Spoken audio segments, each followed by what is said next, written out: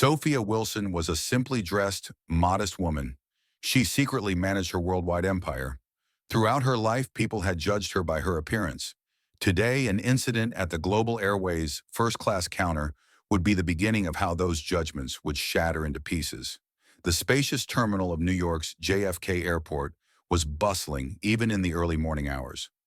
Among the suit-clad business people, luxuriously dressed tourists, and hurried staff, Sophia Wilson was almost invisible in her modest attire. The 42-year-old woman wore simple jeans, a basic white shirt, and comfortable shoes. Her dark brown hair fell naturally to her shoulders, with almost no makeup on her face. Her only luxury was a thin gold necklace inherited from her grandmother and a minimalist watch on her left wrist. As people passed by Sophia, most didn't give her a second glance. She might have been seen as a teacher, an ordinary office worker, or perhaps a mother on a tourist trip. No one could have guessed that they were face to face with a woman who could impact the economy of every place she stepped. When she approached the Global Airways first-class check-in counter, there were 3 people waiting in line. All looked like typical first-class passengers with their expensive suits, designer bags, and confident postures. One woman was waving her hand exaggeratedly at every opportunity to show off the enormous diamond ring on her finger. Another was speaking loudly on the phone, informing everyone about the special suite awaiting her at a 5-star hotel in London. While waiting her turn and checking emails on her phone, Sophia responded to a critical message from her finance director in London. No one could have guessed that this simple-looking woman had just approved a $50 million acquisition. Then she sent a short message to her operations manager in Tokyo, confirming the post-flight meeting time. When it was her turn, the attendant at the counter, Blake Henderson, was a handsome man in his mid-30s with a luxury Rolex watch gleaming on his wrist. His perfectly styled hair and sharply tailored suit reflected the airline's elite image. Blake first checked if there was another passenger behind Sophia, then with a forced smile asked, "How may I help you?" "I have a first-class ticket to London," said Sophia, showing the electronic ticket on her phone. Blake's eyebrows raised slightly. He looked at his screen, then back at Sophia. His eyes scanned her simple clothes, noticing a small tear in her jeans and slight wear on her shoes. "Your name?" he asked with a distinct tone of doubt in his voice. "Sophia Wilson." Blake typed something into the computer, then without hesitation said, "I'm afraid your ticket isn't first class. It appears to be economy," with a confident tone.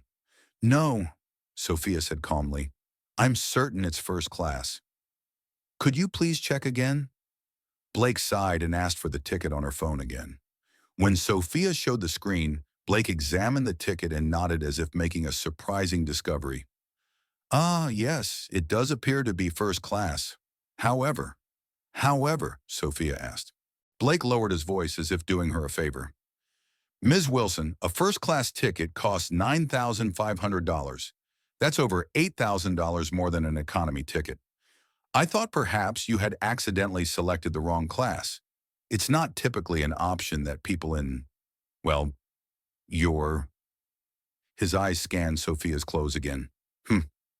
"Situation would choose." Sophia shook her head. "I selected the ticket myself, Mr. Henderson." "I want first class." Blake's colleague Miranda, whom he glanced at from the corner of his eye, smirked slightly.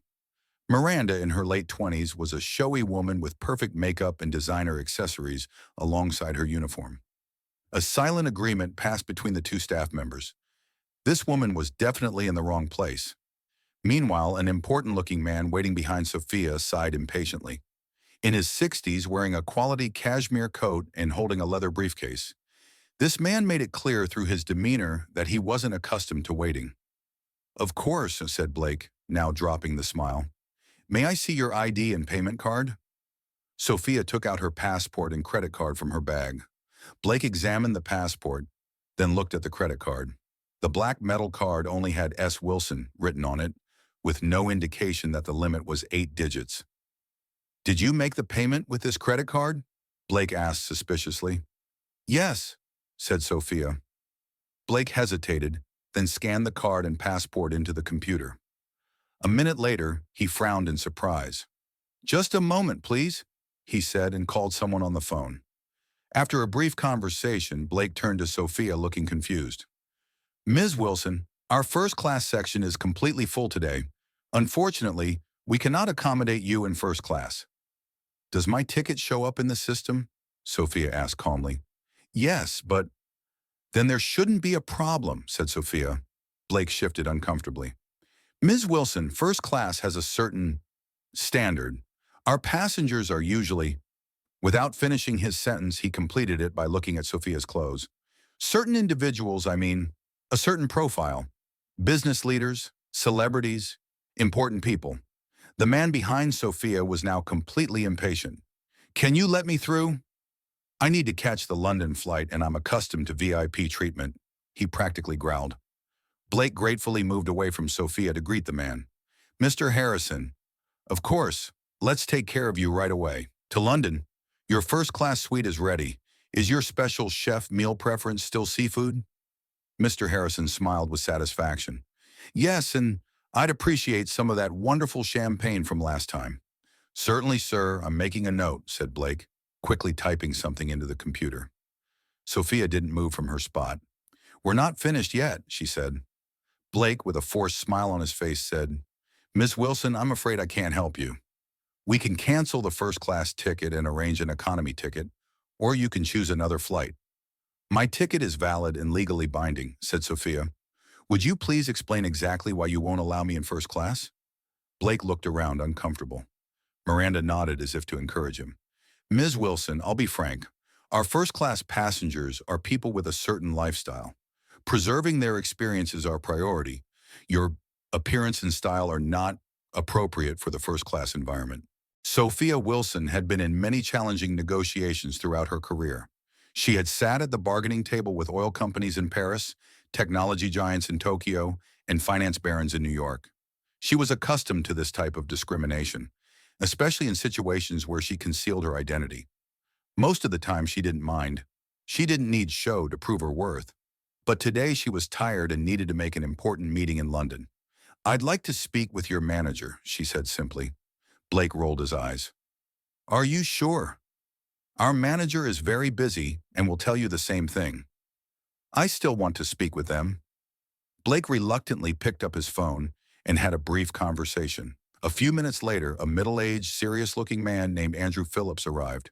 His impeccable suit, carefully tied tie, and serious demeanor clearly indicated he was someone with authority. What's the problem? Asked Andrew. Blake explained the situation, several times glancing and gesturing at Sophia's clothes while speaking. During his explanation, he used the words appropriateness and standards several times. Andrew turned to Sophia. Ms. Wilson, our first-class quota is limited and reserved for certain customers. I hope you'll understand that we cannot provide first-class service for today. I have a ticket, said Sophia simply. Legally, you cannot prevent me from this flight.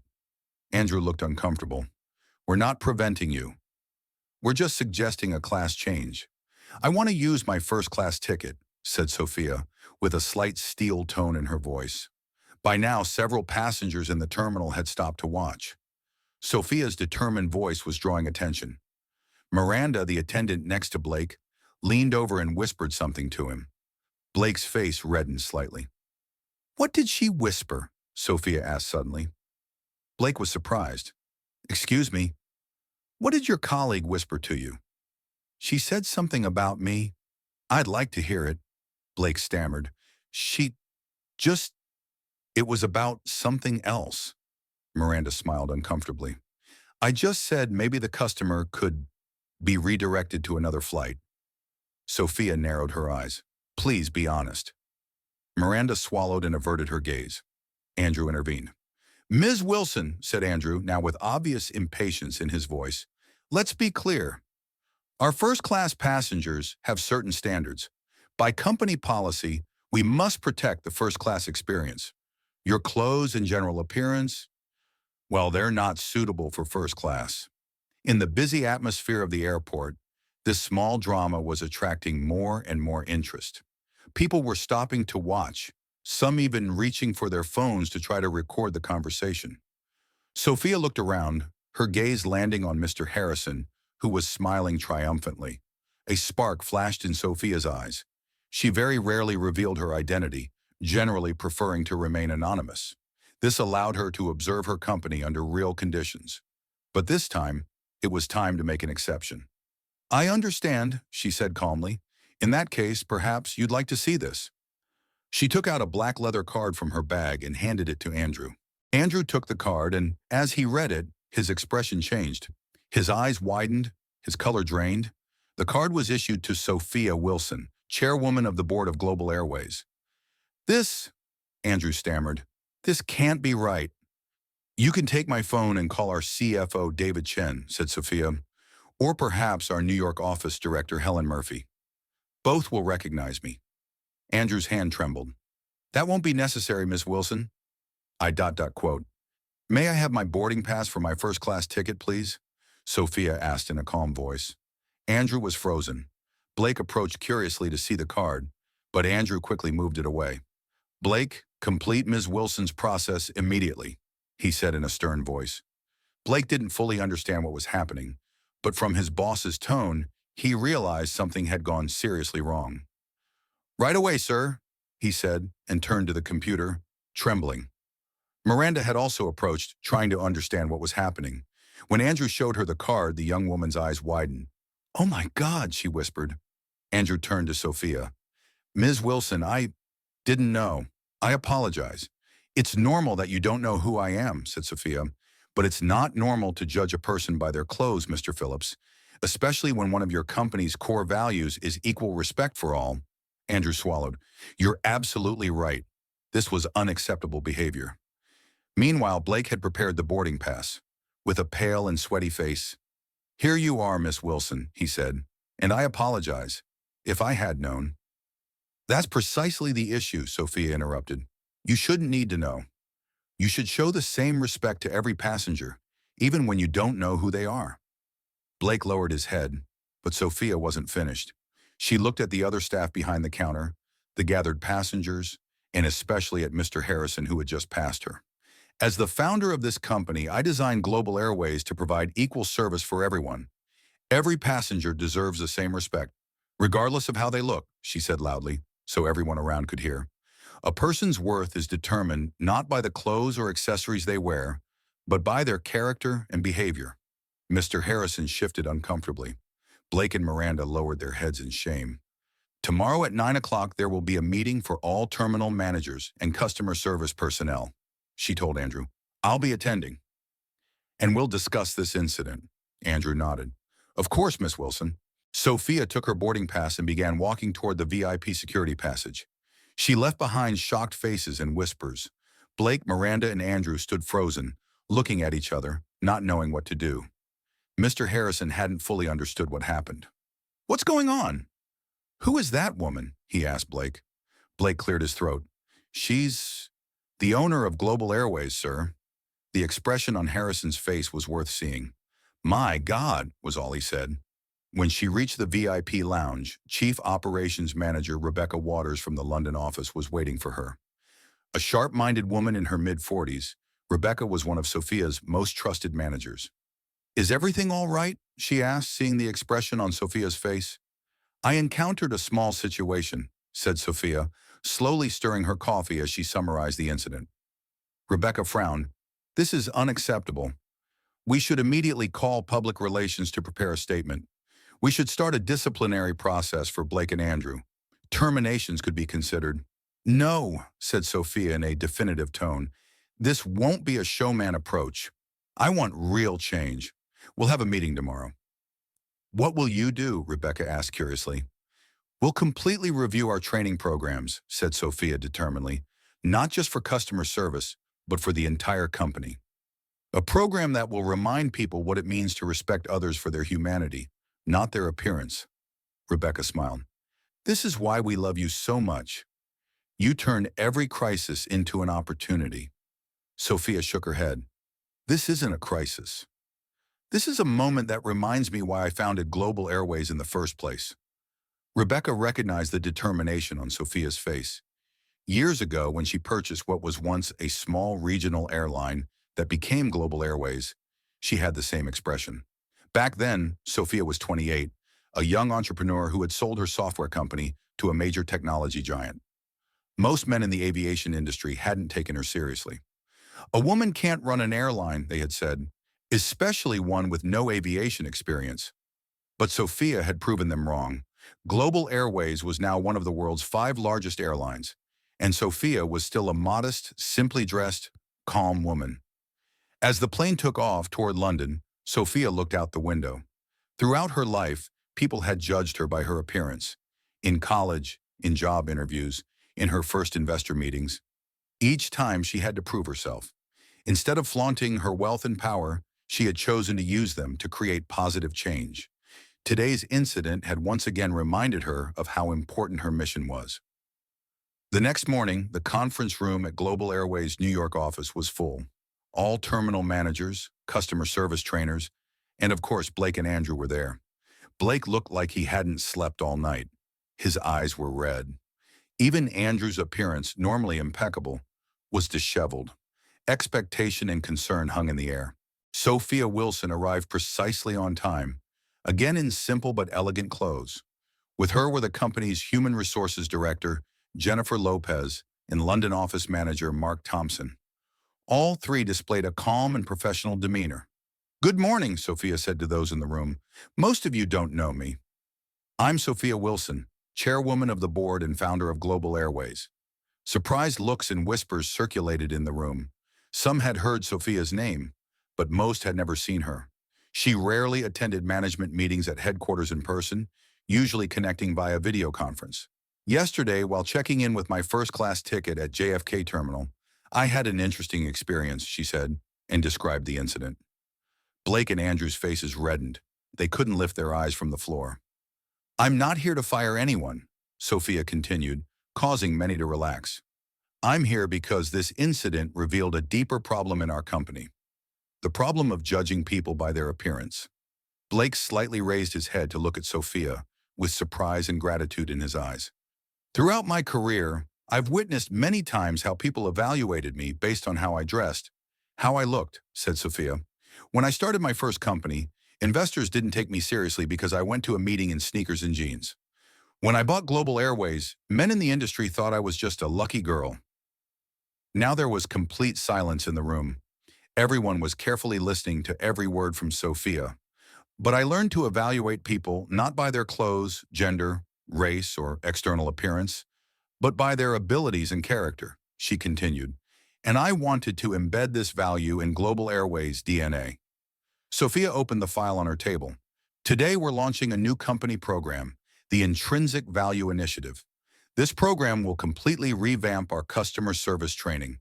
We'll create a culture where our passengers are treated according to their value as human beings, not their clothes, appearance, or social status." As she explained the program details, thoughtful expressions appeared on many faces, including Blake and Andrew. The program would cover everything from staff training to customer service protocols, even to company promotion criteria. Sophia's dream was to create an airline where everyone received equal treatment.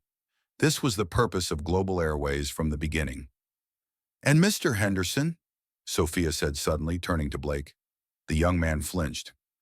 "I want you to be part of the pilot team for this program. Your experience yesterday allowed you to understand firsthand why this training is so important. Your perspective will be valuable." Blake's eyes sparkled. "Thank you, Miss Wilson. I'm grateful for the opportunity." "Mr. Phillips," Sophia said, now turning to Andrew, "I want you to manage the training program for JFK terminal staff. Your experience and leadership ability will be important in this project." Andrew nodded in surprise. "Of course, Miss Wilson. I'll do my very best." At the end of the meeting, Sophia shook hands with many people, answered their questions, and shared the vision of the program. Seeing the excitement in people's eyes was the greatest reward for her. Change had begun. As she was leaving the conference room, Blake approached her. "Ms. Wilson," he said in a low voice, "I want to apologize to you again. My behavior was inexcusable." Sophia smiled. "Mr. Henderson, we all make mistakes. What matters is what you learn from this mistake." "I've learned a lot," Blake said sincerely, "and I promise I'll make the most of this opportunity." "I know," said Sophia. "That's why I chose you." 6 months later, Global Airways entered the top 10 in Fortune's Most Admired Companies list. Customer satisfaction scores reached record levels. The Intrinsic Value Initiative was recognized as a groundbreaking program in the aviation industry, and other airlines started similar programs. When Sophia visited JFK Airport again, she saw a striking change. Check-in staff treated every passenger with the same respect and care, regardless of their attire. Blake Henderson was now head of the customer service training department and had become one of the company's most passionate advocates. In a TV interview with CNBC, Blake said, "Sophia Wilson taught me the most important lesson of my life. A person's worth is not in the clothes they wear, but in the character they carry. Now I'm trying to convey this message to our entire team." The success of the program was so impressive that Harvard Business School began presenting this case to its students as an example. The case study, titled Global Airways Transformation, Value-Based Customer Service, became a standard teaching material in business schools. But perhaps the most impressive change was in Blake himself. He was no longer that arrogant young man who evaluated people by their appearance. He showed the same respect to every customer, every employee, and he trained his team the same way. One day, while Blake was handling check-in procedures at JFK Terminal, a simply dressed, modest-looking woman approached the first-class counter. The old Blake would have immediately judged her, but now he was different. "Good morning, ma'am," he said with a sincere smile. "Welcome to Global Airways. How may I help you?" The woman showed her first-class ticket. Blake completed the procedures professionally and respectfully, not giving the woman's clothes a second glance at any moment. "Have a good flight," he said as he handed her the boarding pass. The woman thanked him and walked away. As Blake watched her leave, he noticed Sophia Wilson approaching. "Hello, Mr. Henderson," said Sophia with a smile. "I was conducting an inspection." "I'm impressed," Blake smiled. "Thank you, Miss Wilson. Who was that woman, by the way? Was it a test?" Sophia shook her head. "No, just an ordinary passenger with a first-class ticket. But actually, every passenger is a test, isn't it? A test that shows our true character." Blake nodded. "You're right. And now I'm ready to pass this test." Sophia Wilson still traveled in modest clothes. Occasionally, she would see the surprise in the staff's eyes and smile. But now the surprise didn't turn into disrespect. Every employee of Global Airways now understood. True value wasn't in external appearance, but inside. And sometimes, behind the most modest exterior, the most extraordinary people were hidden. While speaking at an aviation conference in Washington, D.C., Sophia shared her experiences. The cost of judging people by their appearance is not just missed opportunities. It's also lost human connections. As the aviation industry, we must not forget that each passenger is an individual, each has a story, and each deserves respect. Her speech received a standing ovation. But perhaps the most prideful moment was seeing the approval and gratitude in Blake Henderson's eyes as he stood at the back of the hall. The once arrogant attendant had now become one of the industry's most respected customer service experts. Flying back home, Sophia remembered what her mother had told her. "It doesn't matter how people see you. What matters is how you see yourself. And how you see yourself determines how you see others." This wisdom had become the core value of Global Airways. And Sophia Wilson had proven that an airline could not only transport people from one place to another, but could also transport them to a world free from prejudice. Because sometimes the most powerful lessons come at the most unexpected moments, from the most unexpected people. And the most ordinary-looking individuals often have the most extraordinary stories. The lesson from this story was clear. What determines a person's worth is not the clothes they wear, but the character they possess. And true leadership begins with accepting people as they are. Perhaps today you too can show someone the respect they deserve, regardless of their appearance. Because you never know. The simple-looking person in front of you might just be the secret owner of a giant in their field. Did you enjoy my story? If you like this video, please remember to like and subscribe. Share your own similar experiences in the comments. Have you witnessed someone being judged by their appearance? Or have you experienced this situation yourself? See you in the next video.